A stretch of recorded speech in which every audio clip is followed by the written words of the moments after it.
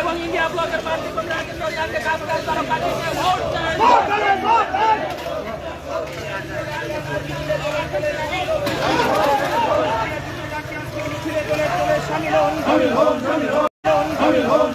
India জোটের প্রার্থী কংগ্রেস রাজেন্দ্র রিয়াংকে কাস্তে তুই তারকা চিহ্নে ভোট দেন।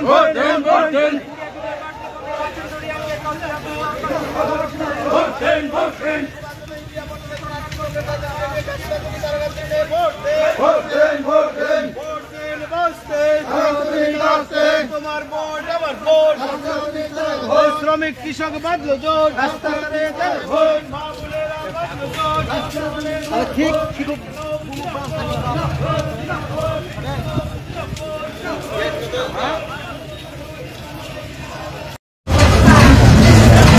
দেশ এবং দেশের মানুষ খুব কঠিন পরিস্থিতির মধ্যে রয়েছে। সংবিধান আগামী দিন সচল থাকবে কিনা সবচেয়ে বড় প্রশ্ন দেখা দিয়েছে। গণতন্ত্র বজায় থাকবে কিনা এটাই সকলের মনের প্রশ্ন। এই যে দেখেন এখানে একটা ত্রাস, অজানা আতঙ্ক, একটা ভয়, মানুষের মধ্যে ভীতি, এটাই প্রমাণ দেয় যে সংবিধান নড়বড়ে, গণতন্ত্রের কোনো বালাই নেই। গণতন্ত্রে বিশ্বাস করে না ভারতীয় জনতা পার্টি।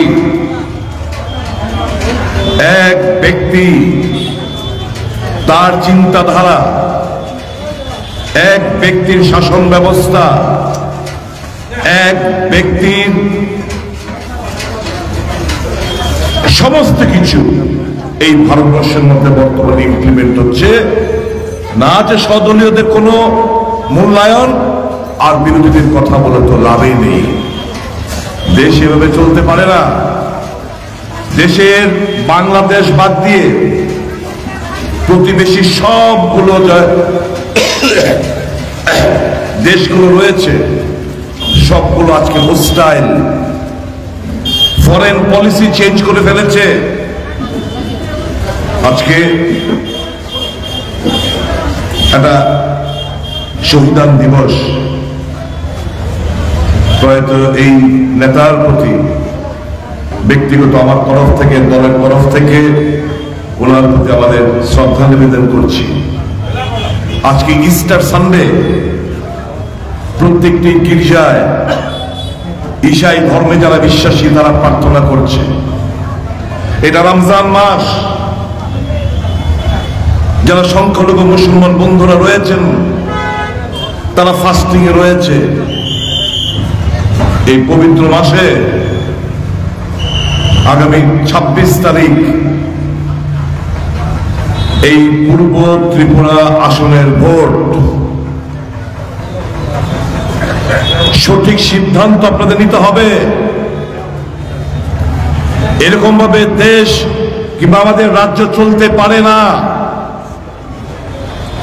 বেকারত্বের জ্বালা, নিত্য প্রয়োজনীয় সামগ্রিক আম জনসাধারণের নাগালের বাইরে। আজকের খবরের কাগজে দেখবেন প্রায় 800 ওষুধের, জীবনদায়ী ওষুধের দাম বৃদ্ধি হয়েছে। কারণ ওই ইলেকট্রাল বন্ড থেকে, ওষুধ কোম্পানি থেকে প্রচুর পরিমাণ টাকা চাঁদা ওই ইলেকট্রাল বন্ডের মাধ্যমে বিজেপি দল নিয়েছে। কাজেই এটার ভর্তুকি আমার আপনার আম জনসাধারণের করতে হবে। না খাউঙ্গা কিসি কো খানে दूंगा যার স্লোগান ছিল, যিনি বলতো मैं চৌকিদার হু, সব বিজেপি বলতো मैं भी চৌকিদার হু। আজকে দেখা যাচ্ছে চৌকিদার কে এই তো ডাকাত, মস্ত বড় ডাকাত। ভারতবর্ষের মধ্যে এত বড় কেলেঙ্কারি আর কোন দিন স্বাধীন ভারতবর্ষের মধ্যে হয়নি যে কেলেঙ্কারি দেখা দিয়েছে। অন্ধভক্তদের কাছে, যারা বিজেপির অন্ধভক্তরা রয়েছেন, তাদের কাছে জিজ্ঞেস করতে চাই, কোথায়? এই হচ্ছে আসল নগ্ন চেহারা। সুপ্রিম কোর্ট তার রায়ের প্রেক্ষিতে এক রহমায় তার আসল কালিমালিপ্ত চেহারাটা প্রকাশিত হয়েছে। কাজে এই সরকারটা কে আর রাখা যায় না। এই ভারতবর্ষের কথা মাথায় রেখে দেশের একতা, অখণ্ডতা, দেশের মানুষের কথা মাথায় রেখে এই বিভিন্ন রাজনৈতিক দল তার নিজের স্বার্থ বিসর্জন দিয়ে, যেরকম আমরা দিয়েছি, কংগ্রেস দিয়েছে, সিপিএম দিয়েছে, এই রাজ্যে আরো 8টি দল দিয়েছে, যে সমস্ত মত ভেদাভেদ দূরে রাখো, দেশের সংকট, এই সংকট পরিস্থিতিতে আমাদের এক হয়ে চলতে হবে। এই ফেসিবাদী স্বৈরাচারী মানসিকতার সরকারটাকে পরিবর্তন করতে হবে। তার জন্য আমরা কাছাকাছি, আমরা মানুষের জন্য ভালো কিছু করতে চাই। আমরা কিছুদিনের মধ্যেই আপনাদের বাড়ি বাড়ি আমাদের ইন্ডিয়া জোটের যে ভাবনা, চিন্তা ভাবনা কি করতে যাচ্ছি, ছাত্র, যুবক, মেহনতি, কৃষক সকলের জন্য আমরা ম্যানিফেস্টো যা রয়েছে আপনাদের বাড়ি বাড়ি পৌঁছে দেবো। আমি শুধু আহ্বান করব, কংগ্রেসী কর্মীদের, কমরেড বন্ধুদের, বুক চিতিয়ে লড়াই করুন, ভয় পাবেন না, দয়া করে ভয় পাবেন না। ভয়কে ওভারকাম করতে হবে। কিসের ভয়? গণতন্ত্র প্রহরী আমরা, মানুষের প্রহরী আমরা, মানুষকে ভালোবাসি আমরা, মানুষের জন্য কিছু করতে চাই আমরা। ভোট লুট করবে এরা, এটা হতে দেবেন না। আমি আম জনসাধারণের কাছে অ্যাপিল রাখছি, সকাল সকাল বেরিয়ে আসবেন, বাধা দেওয়ার চেষ্টা করবে, একযোগে বেরিয়ে এসে 2, 4, 5 বারে আগে থেকে প্ল্যান করে রাখুন। যখন বেরোবেন সকলে একযোগে বেরিয়ে যে যার ভোট দেবেন। আমাদের আস্থা আপনাদের প্রতি রয়েছে। এদের আস্থা গুন্ডা বাহিনী, এদের আস্থা উচ্ছৃঙ্খল যুবক বাহিনী, এদের আস্থা অর্থের উপর, আমাদের আস্থা আপনাদের উপর, গণদেবতাদের উপর। যে ভোট কেন্দ্রে যাবেন, ভোট প্রদান করবেন, অবশ্যম্ভাবী এই ইন্ডিয়া জোটের প্রার্থী পূর্ব আসনে রাজন্য রিয়াং বিপুল ভোটের ব্যবধানে জিতবে। কে প্রার্থী? লড়াইটা কার সাথে? ব্যক্তিগত লড়াইয়ে আমি কালিমা লিপ্ত করতে চাই না, কিন্তু একটা প্রশ্ন কি বিনম্র সাথে আমি রাখতে পারি না, এই মহিলাকে কজন চেনেন? এই মহিলাকে কজন চেনেন বলুন না? সর্বভারতীয় তাদের নেতা সুনীল দেওধরের নাম তো বুঝে আপনারা শুনেছেন, আমার মনে হয় শুনেছেন। আপনারা কজন শুনেছেন সুনীল দেওধর? মিসকল বাবা, মিসকল বাবার একটা উক্তি আপনাদের আমি শোনাই। महाराजा ने जो गंदा पॉलिटिक्स किया ना, जनजाति और बंगाली में झगड़ा लगाने का, महाराजा ने प्रद्युत किशोर जी ने जनजाति और बंगाली को तोड़ने का काम किया है। इसने किसको टिकट दिया है? कौन राजा की बहन कभी दिखाई दी त्रिपुरा में आपको? शिलांग में रहती है, इलेक्शन लड़ने का समय आ गया तो इधर आ गई। ऐसा होता है क्या? कभी नहीं होना चाहिए। इसने किसको टिकट दिया है? कौन राजा की बहन कभी दिखाई दी त्रिपुरा में आपको? शिलांग में रहती है, इलेक्शन लड़ने का समय आ गया तो इधर आ गई। ऐसा होता है क्या? कभी नहीं होना चाहिए।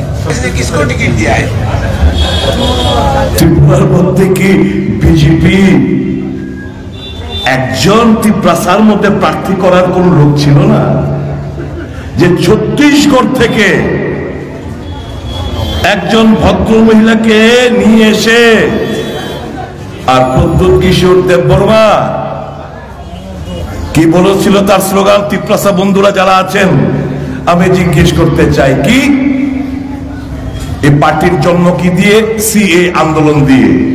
ওই আপনার মাধববাড়ি এলাকায় গুলিকাণ্ডে এই সি আন্দোলনের সময় গুলি করেছিল বিপ্লব দেবের সরকার। ওই সময় এই পার্টির উত্থান, সিটিজেনশিপ অ্যামেন্ডমেন্ট অ্যাক্ট, তখন বিল আমরা মানছি না, মানবো না।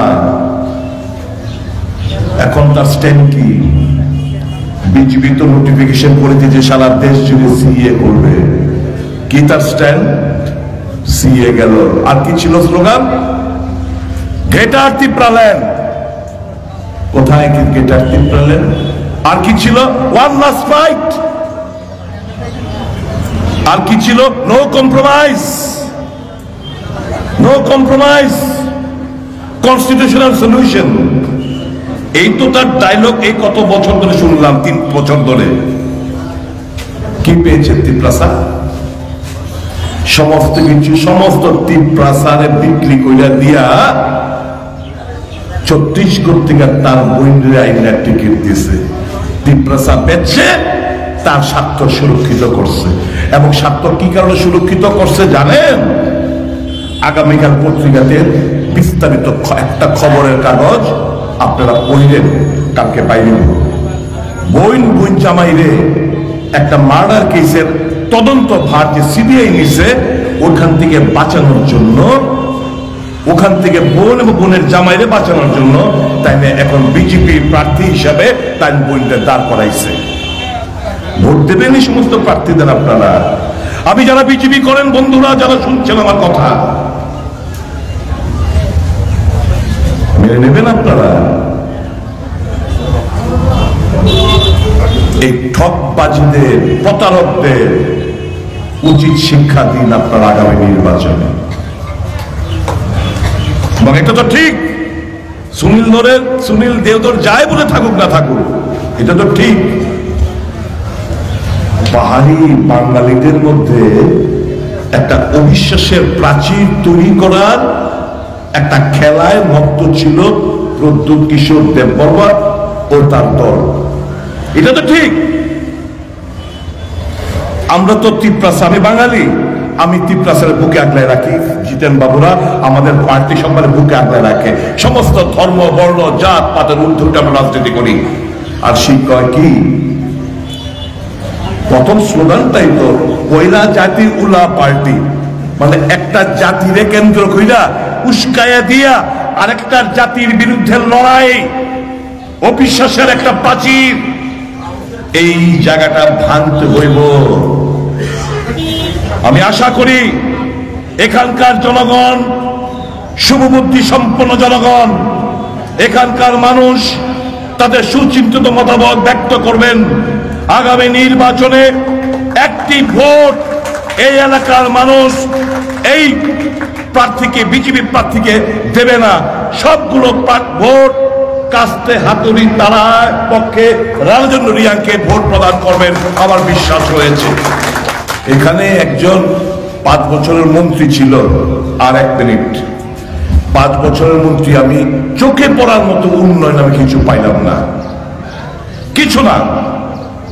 একটা হিমঘর করতে পারলো না, দপ্তর ছিল না, একটা হিমঘর করতে পারলো না, একটা নতুন স্কুল করতে পারলো না, একটা নতুন কলেজ করতে পারলো না, সেচের বন্দোবস্ত করতে পারলো না, একটা নতুন ভাবে একটা হাসপাতাল, প্রাইমারি হেলথ সেন্টার করতে পারলো না। 5 বছরের মন্ত্রী, হিসেব চাইবেন না এখানকার জনগণ। কাজেই সত্যিকারের উন্নয়ন যদি ত্বরান্বিত করতে হয়, ইন্ডিয়ার জোটকে শক্তিশালী করবেন, এই আহ্বানটুকু রেখে এই এলাকার যারা গুরুজনরা রয়েছেন তাদের চরণে আমার প্রণাম নিবেদন করে, মা বোনদের প্রীতি শুভেচ্ছা ভালোবাসা জানিয়ে, ছাত্র যুবক ভাই বন্ধুদের সংগ্রামে অভিনন্দন জানিয়ে আমি আমার আলোচনা এখানে শেষ করছি। সবাই ভালো থাকবেন, সুস্থ থাকবেন, গণতন্ত্র জয়ী হোক সেটাই চাইবেন, এই প্রার্থনা করে যাচ্ছি। সকলকে নমস্কার। সিএসি অর্থাৎ যারা অডিট করে, তারা অডিট করতে পারবে না, হিসাব চাইতে পারবে না। তথ্য জানার অধিকারের আইনে তার প্রকাশ হবে না। নির্বাচনী বন্ডে কি ঘোটালা, তার চাইতেও বড় ঘোটালা পিএম কেয়ারসে হয়েছে। তো এরা সংবিধান মানে, পার্লামেন্টে গিয়ে তারা ভরং করে, সেখানে বিরোধীরা যখন প্রশ্ন তুলতে চায় এদেরকে বহিষ্কার করে, পার্লামেন্টে আইন পাস করে, কোনো আলোচনা হয় না।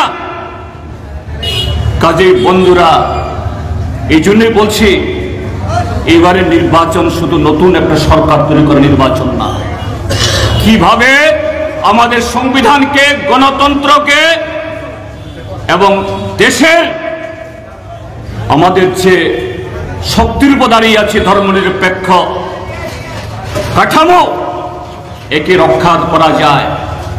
যদি এই কালো টাকার বলে এবং নানা ছলা কলায় গত 10 বছর যেরকম ভাবে ক্ষমতা তারা দখল করেছে, রাজ্যে রাজ্যে এইভাবে কোথাও বিধায়ক কিনে, কোথাও সাংসদ কিনে, এইভাবে যদি আসতে পারে, ভারতবর্ষে আর কোনো নির্বাচন হবে না, ইলেকশন হবে না, সব সিলেকশন। সেই সিলেকশন কোথায় হবে? বিজেপির অফিসে। তারাই ঠিক করে দেবেন কে মন্ত্রী, কে শান্তি, কে কি পাবে। তাদের কথা উদ্বাস করতে হবে। এদেশের অফিসার, বিচারক, আপনারা দেখেছেন ভারতের সুপ্রিম কোর্ট তার প্রধান বিচারপতি নির্বাচন কমিশন গঠন করা নিয়ে একটা আইন তৈরি করে দিয়েছে। এই নির্বাচন কমিশনার কারা হবেন? প্রধানমন্ত্রী, ভারতের সুপ্রিম কোর্টের যে প্রধান বিচারপতি এবং বিরোধী দলের একজন, 3 জনে মিলে গায়ের জোরে 144 জন সাংসদকে পার্লামেন্ট থেকে বহিষ্কার করে দিয়ে আইন পাস করে দিল। কে? প্রধানমন্ত্রী, তার পছন্দের একজন মন্ত্রী আর বিরোধী দলের নেতা, অর্থাৎ 2 জনের সংখ্যাগরিষ্ঠতায় তারা নির্বাচন কমিশন ঠিক করবেন, তারাই সমস্ত পরিচালনা করবেন। সুপ্রিম কোর্ট কেউ মানে না। আবার যদি এই নরেন্দ্র মোদী প্রধানমন্ত্রী হয়ে আসে, তখন আইন করবে ভারতের সুপ্রিম কোর্ট ভারতীয় জনতা পার্টির কোনো বিচারই করতে পারবে না। সম্পূর্ণভাবে একটা ফেসিবাদী হিটলারি রাজত্ব চলে আসবে ভারতবর্ষের মধ্যে। যা হবে ভারতের স্বাধীনতার সূর্য ডুবার মতো একটা অবস্থা। এই ত্রিপুরাজ্যে গত 6 বছর ধরে তাদের শাসন, আমরা কি দেখছি? এখানে নতুন কোনো প্রকল্প নেই, নতুন কোনো স্কিম নেই, এখানে মানুষের ভোটাধিকার নেই। আইন শৃঙ্খলা থেকে শুরু করে এ রাজ্যে এর আগে 7.5 দশকে যা কিছু আমরা অর্জন করেছি, গত 6টা বছর এটাকে প্রায় দুলিশ্বাত করে দিয়েছে সবকা সাথ, সবকা বিকাশ, সবকা বিশ্বাসের নামে। আজকে তারা বলছে যে সুশাসন চলছে। তারা বলছে এক ত্রিপুরা শ্রেষ্ঠ ত্রিপুরা তারা বানাবে। তার আগের মুখ্যমন্ত্রী একজন, তিনি বলেছেন 3 বছরের মধ্যে ত্রিপুরা রাজ্য মডেল রাজ্য তৈরি হবে। কি মডেল? আজকে নেশা কারবারিতে, নেশা ব্যবহারে সারা দেশ ভারতের স্বরাষ্ট্র মন্ত্রকের তথ্যে আমাদের ত্রিপুরা রাজ্যে 1 নম্বরে। আত্মহত্যা, অপমৃত্যু, এ সমস্ত ক্ষেত্রে সারা দেশের মধ্যে আমরা 2 নম্বরে। নারী পাচার, নারীর উপর নির্যাতন, সেখানেও সারা দেশের 5টি রাজ্যের মধ্যে আমরা ত্রিপুরা রাজ্য সেই 5 নম্বরের মধ্যে। ত্রিপুরা রাজ্যের জনসংখ্যা কত? মাত্র 40 লাখ। 10 কোটি, 12 কোটি, 15 কোটি, 20 কোটি রাজ্যের জনসংখ্যা রাজ্যগুলোকে পেছনে ফেলে 40 লক্ষ মানুষের ত্রিপুরা রাজ্য আজকে শ্রেষ্ঠ ত্রিপুরা বনতে গিয়ে ভালো কোনো কাজে না। কর্মসংস্থানে, উন্নয়নে, অর্থনৈতিক বা কৃষি বা শিল্প উন্নয়নে বা শিক্ষা বা স্বাস্থ্য, সেদিকে না। অপরাধের ক্ষেত্রেতে আমি ত্রিপুরা রাজ্যের পুলিশ বাহিনীকে দোষ দিচ্ছি না। আমাদের পুলিশের অফিসার এবং জওয়ান বন্ধুরা এর জন্য আপনারা আহত হবেন না। কারণ সরকার, যারা সরকার চালাচ্ছে তারাই ঘটনা ঘটাচ্ছে। আপনারা দেখেছেন গত 27 তারিখ নমিনেশন দেওয়ার সময়তে কোন প্রার্থী নির্বাচন কমিশনের নির্দেশিকা অনুযায়ী 5 জন নিয়ে ঢুকতে পারে।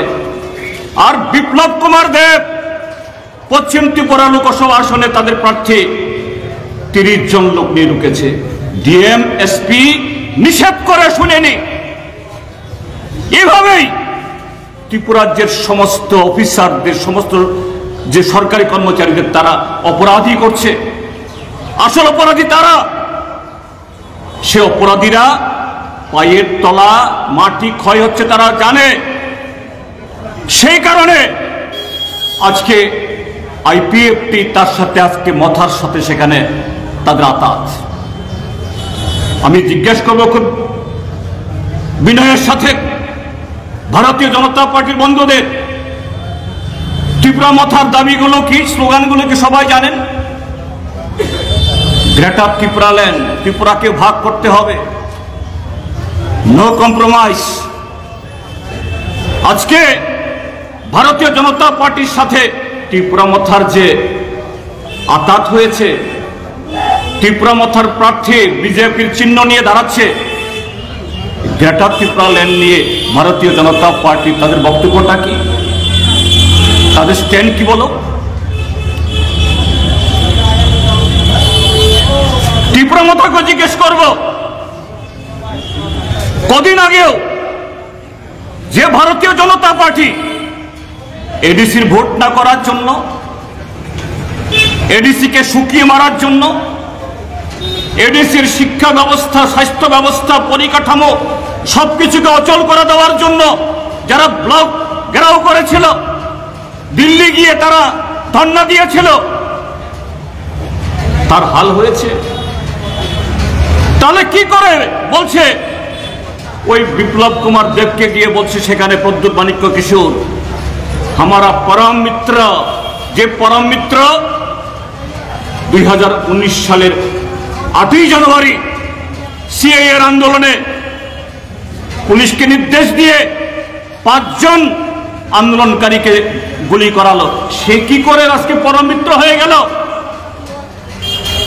এইভাবেই আজকে দুটি সুবিধাবাদী জনবিরোধী দল ঐক্যবদ্ধ হয়েছে দেশকে লুট করার জন্য। আর ত্রিপুরা মথা যখনই ভোট আসে, যখন এরকম ভাবে লুট করার জন্য নতুন রাস্তা করা দরকার, তখন বলে ত্রিপ্রাসা, থানসা। আসল কথা কি জানেন? ত্রিপুরা মথার কাছে ত্রিপ্রাসা হলো এটিএম কার্ডের মতো। এটিএম থেকে টাকা তুলতে গেলে পরে বাক্সে গিয়ে একটা পাসওয়ার্ড লাগে। পাসওয়ার্ড আমরা কাউকে দিই না, এটা গোপন থাকে। যাই হোক, তাদের পাসওয়ার্ড গোপন না, তাদের পাসওয়ার্ড হলো থানসা। ত্রিপ্রাসা হলো এটিএম কার্ড আর থানসা হলো পাসওয়ার্ড। এইভাবেই বিজেপির সাথে ট্রাইবেলদের সমস্ত স্বার্থ জলাঞ্জলি দিয়ে ভারতীয় জনতা পার্টির সমস্ত জনবিরোধী, ট্রাইবেল বিরোধী সমস্ত চরিত্র জানা সত্ত্বেও আজকে তাদের সাথে আতাত করে আজকে ত্রিপুরা রাজ্যের 40 লক্ষ মানুষের ভবিষ্যৎকে আজকে দুলিশ্বাত করে দিচ্ছে এই দুটি দল। কাজে বন্ধুরা, আমাদের আবেদন থাকবে আগামী 26শে এপ্রিল যে ভোট, এই ভোট শুধু আমাদের প্রার্থীকে বিজয়ী করার ভোট না, বিজেপি তো করতেই হবে, কিন্তু তার সাথেও একজন দেশপ্রেমিক নাগরিক হিসাবে, দেশের একজন সুনাগরিক হিসাবে, একটা ঐতিহাসিক সন্ধিক্ষণে ভারতের সংবিধান সঠিক সময়েতে আমাদের ভূমিকা গ্রহণ করার জন্য যে সুযোগ দান করে বা সুযোগ দিয়েছে, তার সদ্ব্যবহার করার মধ্য দিয়ে এই ঐতিহাসিক নির্বাচনে কাছি হাতড়া তারকা চিহ্নে ভোট দিয়ে আমাদের প্রার্থী কমরেড রাজেন্দ্র রিয়াংকে বিপুল ভোটে জয়যুক্ত করবেন, এই আশা ব্যক্ত করে আবারও সকলকে নমস্কার, অভিনন্দন এবং আদাব জানিয়ে আমার বক্তব্য শেষ করছি।